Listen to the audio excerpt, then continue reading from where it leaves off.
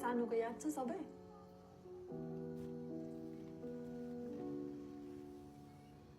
म कस्तो थिएँ सानोमा भन त लु।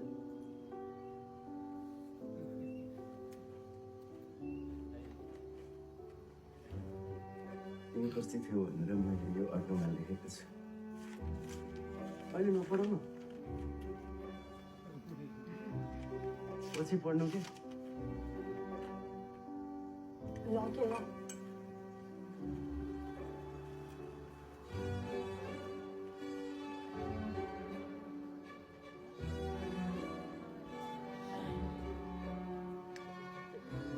किन आएको तिमीहरू दार्जिलिङबाट?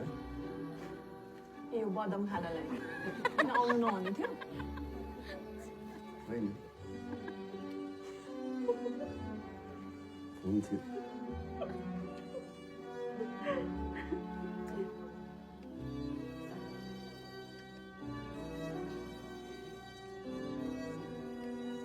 त्यो 4 राते डाँडा छ नि, त्यहाँ आप्पाले गोठ गरेर बस्नुहुन्थ्यो अरे।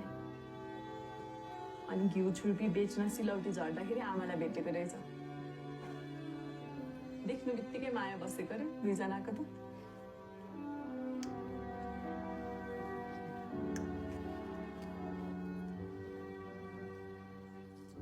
त्यही 4 रातेको गोठमा जन्मेको नि म। अनि म जन्मेपछि हामी सबैजना दार्जिलिङ गएको।